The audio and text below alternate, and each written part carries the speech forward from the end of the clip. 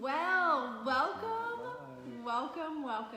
to our Monday night Facebook Live. We are so glad that all of you guys are joining us. We might have a little technical difficulty, so let's check the iPad. There we go. So Mark's not your technical guy. I think we're good. Is it good? The iPad's not going. No. That's okay.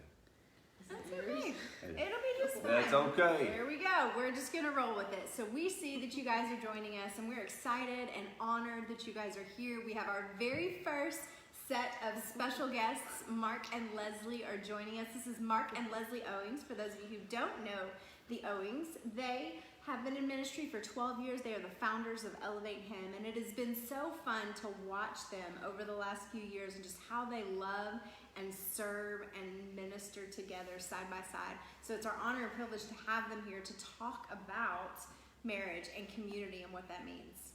What I love about it is, I would say we were friends for a while now, but we went on a trip with them, actually a mission trip to Belize with Action 2024, and it was us, the Worthams, and the Owings that really created a bond that I would call community, that we began living together, living it out more than just a friendship. Yep. So what we're going to ask you guys to do is, as we dive into the subject tonight, every week we give you a question and we ask you to interact with us. Let us know that you're here because we love connecting with each and every one of you personally. So if you are in community and you have some friends that you do life with, we would love for you to tag them in the comments. And if that is something that you are hungry for, we want to be praying specifically for you. So in the comments, if you don't have those people, there is no shame in that game. Just let us know, like, hey, pray for us that we want community. Just say it in the comments. We're the Lacetools and we want community. So we're excited to dive in. So we're just going to start with just a basic question, and I'm going to start with you, my sweet friend Leslie. Tell us just a little bit about what community means to you. Well, I'd say community for us is finding some people that we can be real and honest and vulnerable with. People that pray for us, encourage us. Somebody like you and Chad, and that's really important to find real people that we can do life with.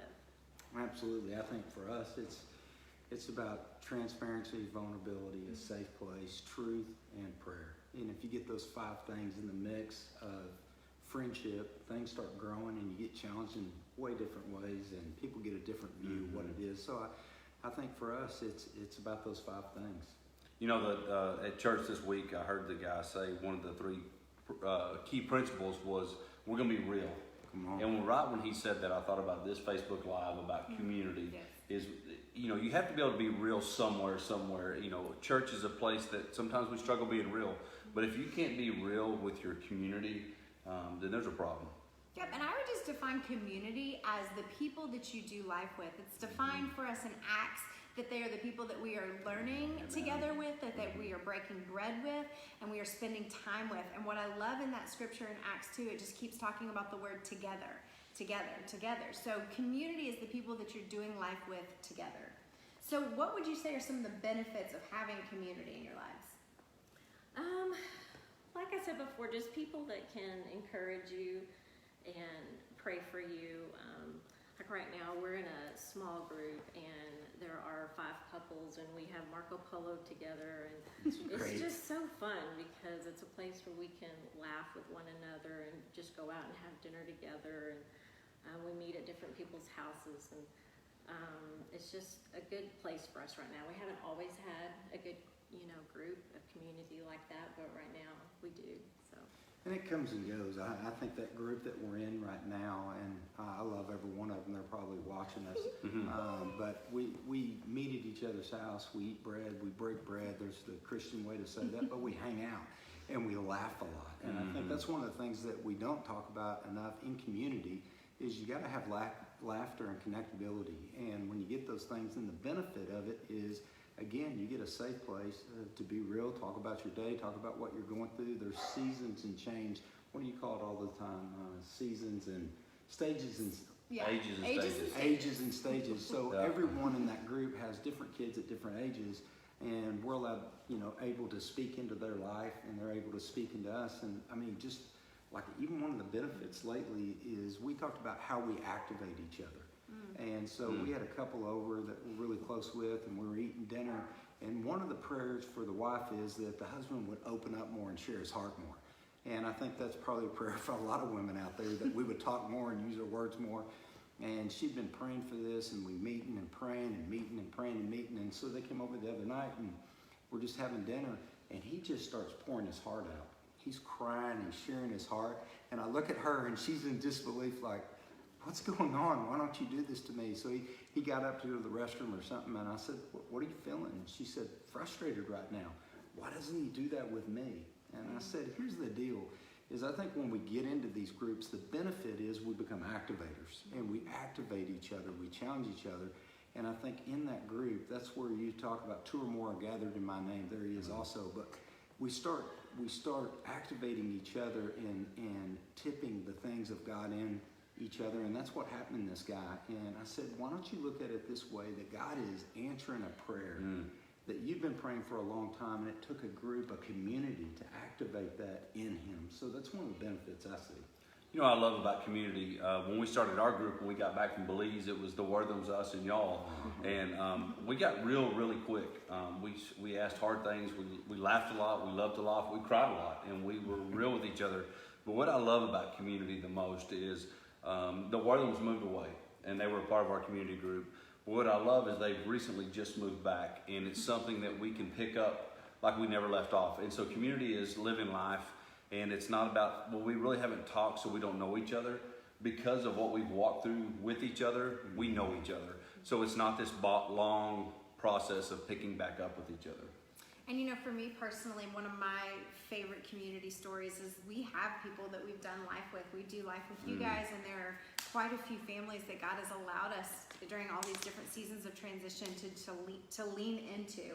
And what that means is just those are the people that when things get tough, when hard things come, you just you lean towards them and you let them know where your needs are. I remember when my mom was in the hospital, I was having a really hard minute. My husband was here in Texas, I was in Nebraska.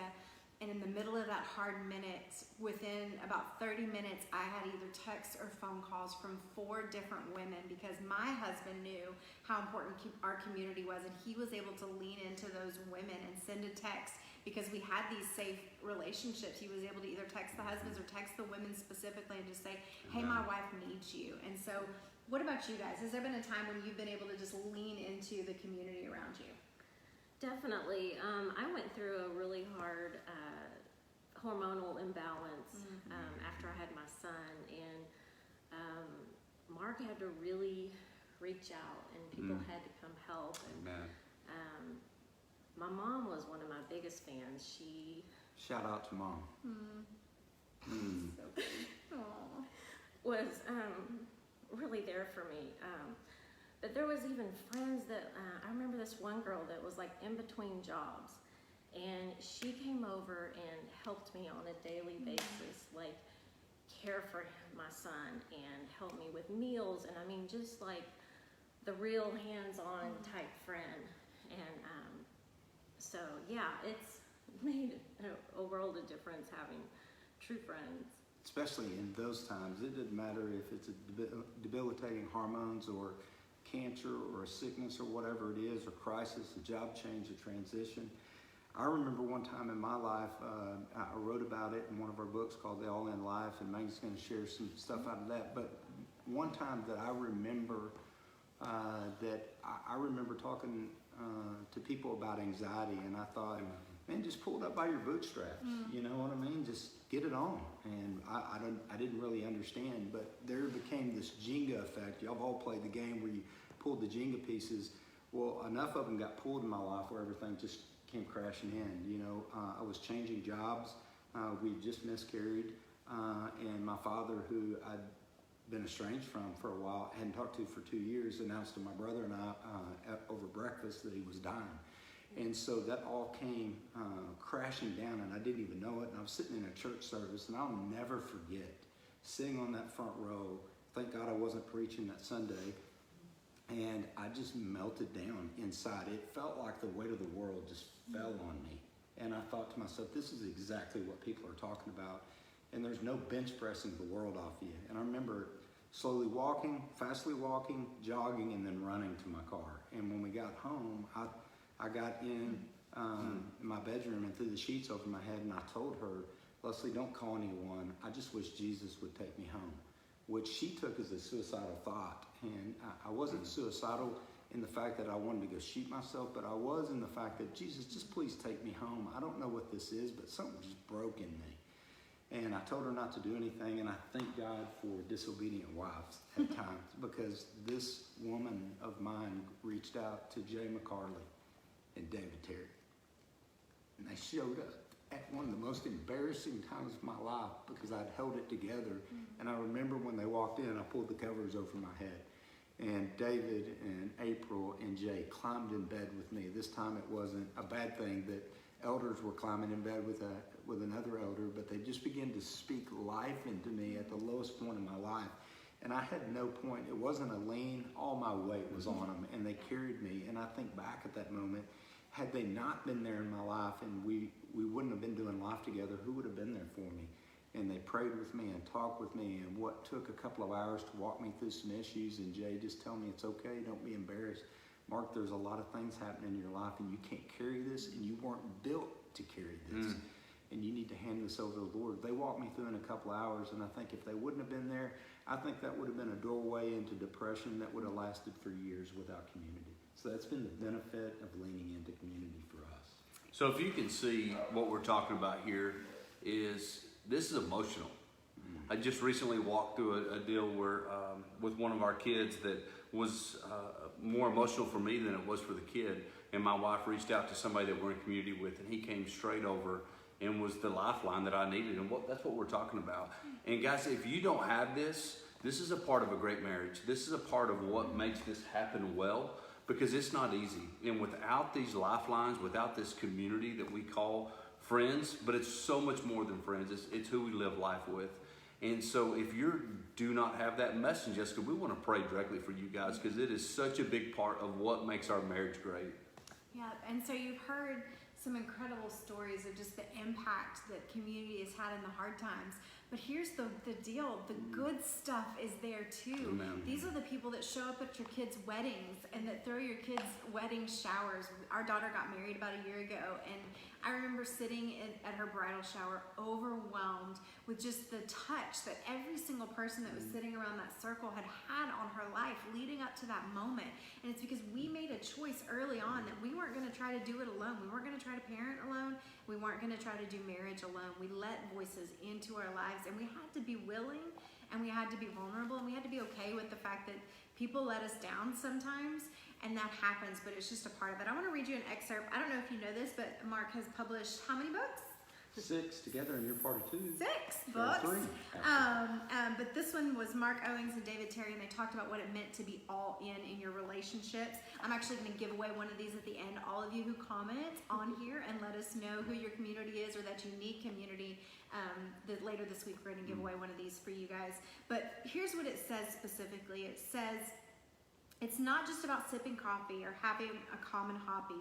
Those are much needed to help create bonds. We're talking about something deeper, a friendship which augurs in well below the surface and many times past our comfort zones.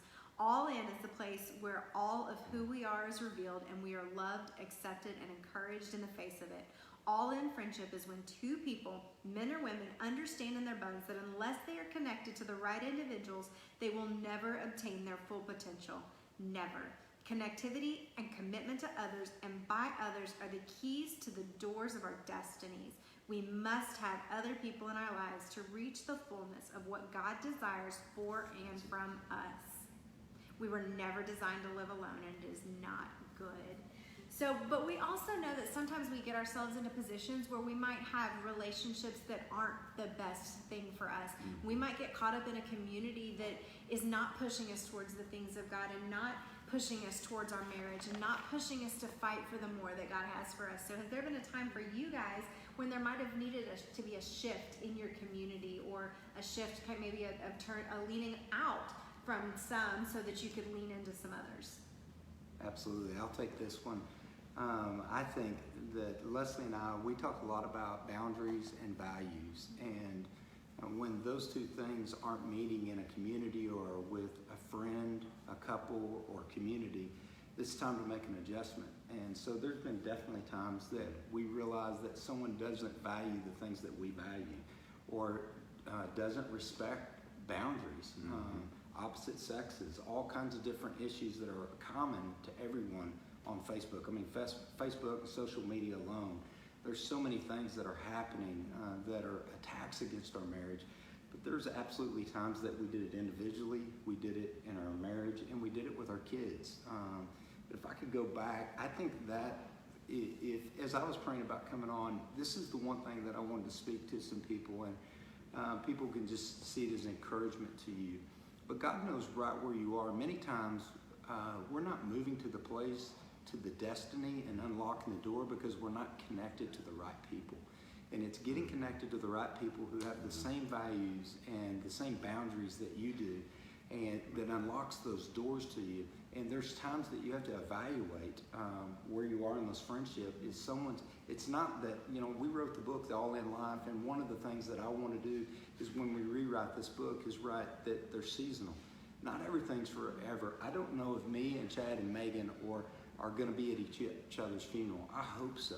But I can tell you this, I'm celebrating the season that we're in.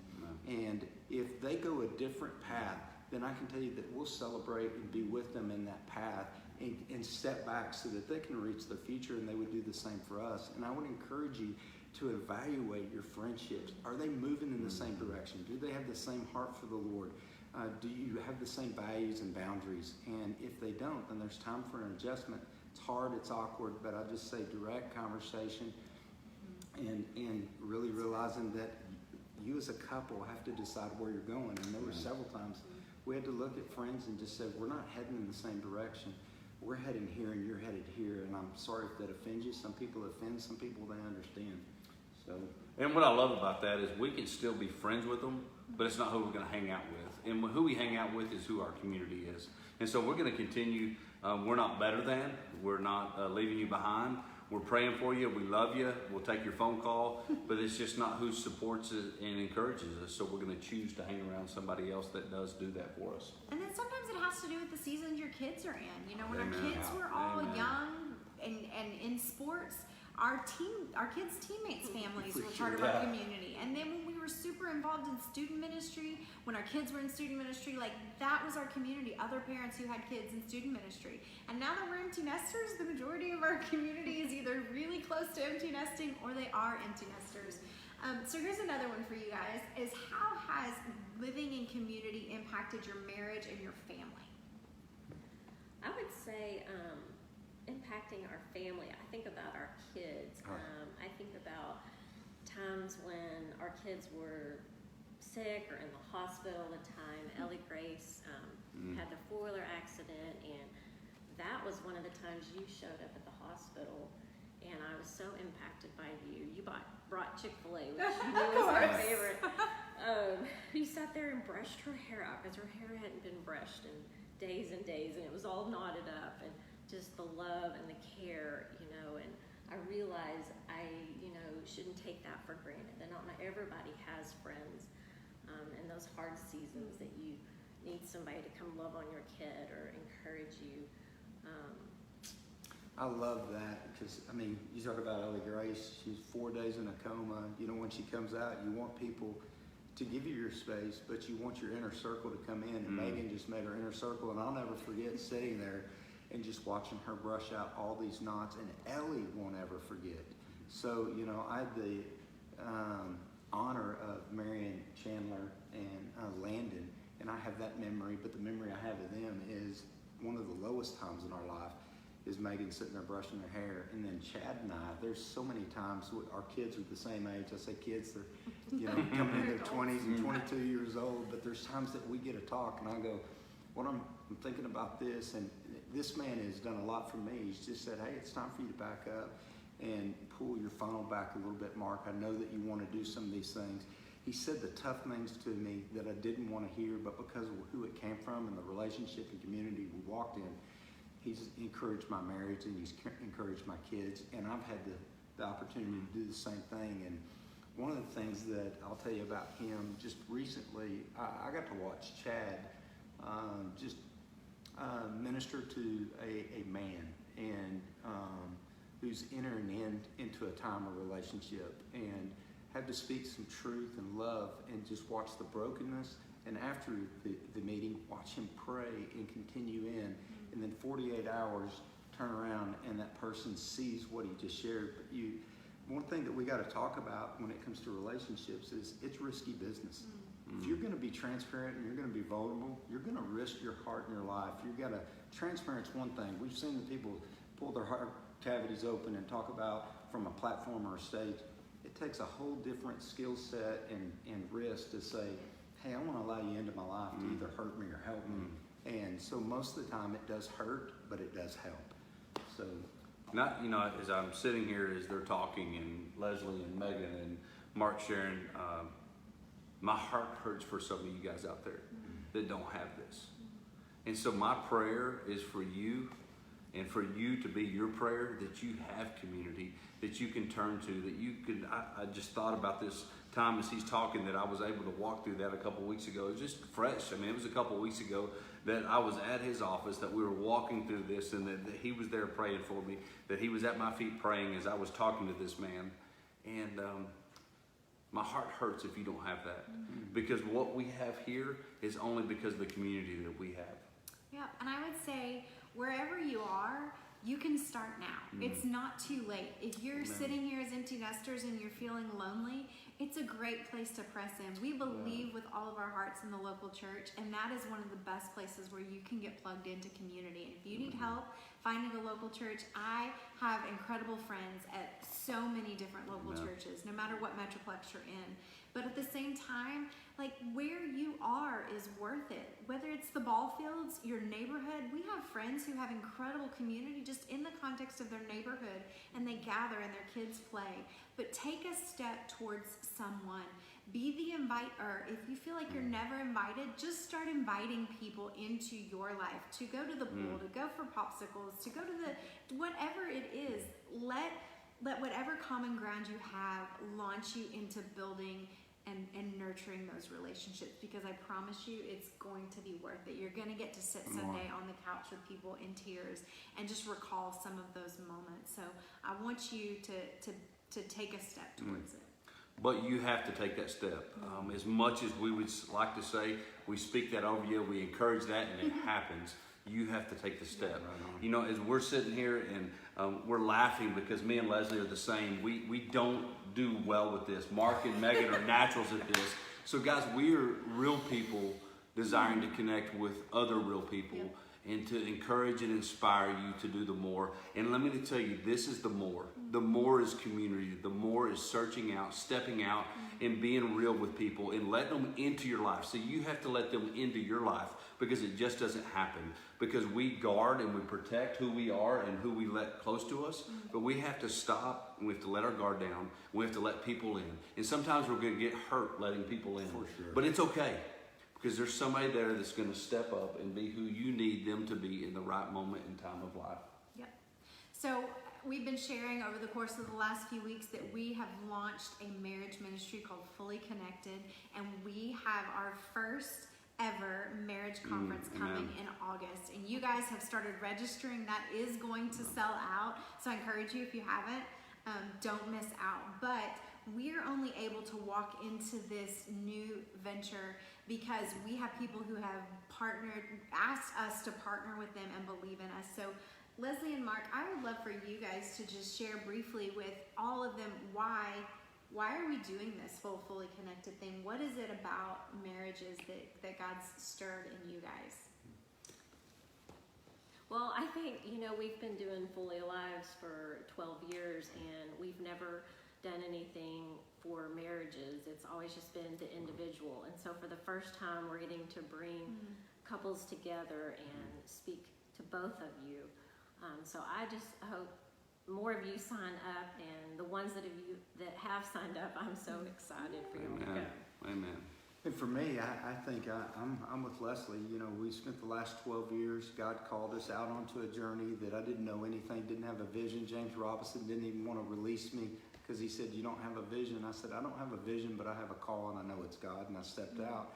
And thousands of people have been affected through Fully Alive. You know, I never would have dreamed that I would have written books. But one of the things when it came to couples, I think we did a Fully Connected weekend and we had the most incredible weekend, but we went, okay, how do we do this? And little did I know then that God had connected me with a couple that God had anointed and appointed, but it took time and you have to wait for those right seasons, and the right season came along, the right mixture of relationship and trust.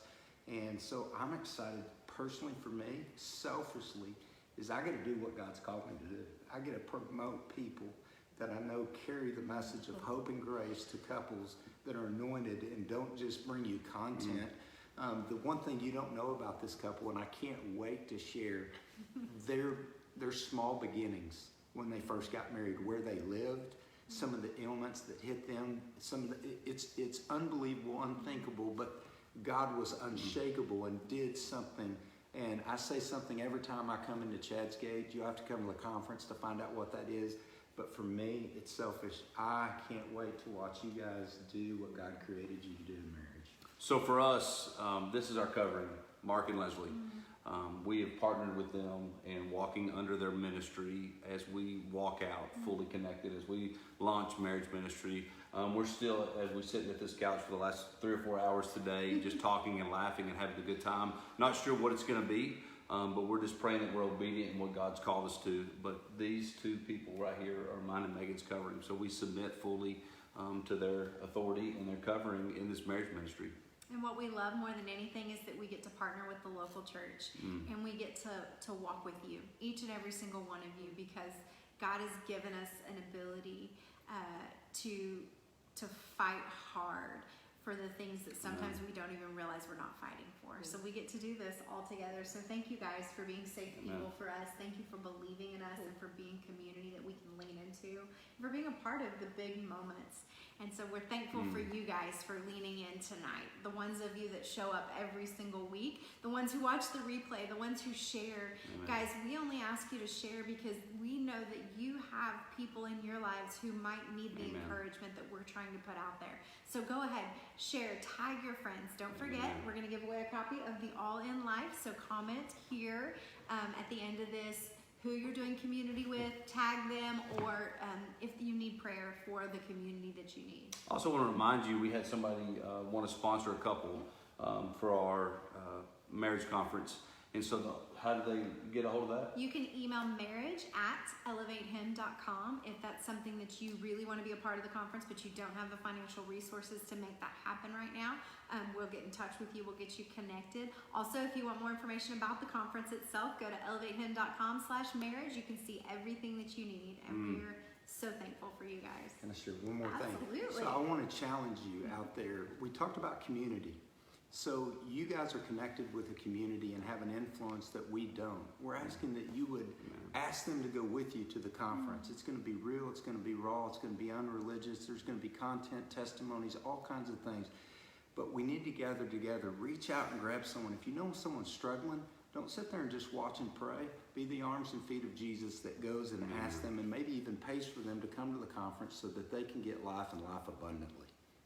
Yep. So we love you guys. Thank you so much. And we will see you guys next Monday at 8:30. Love you guys.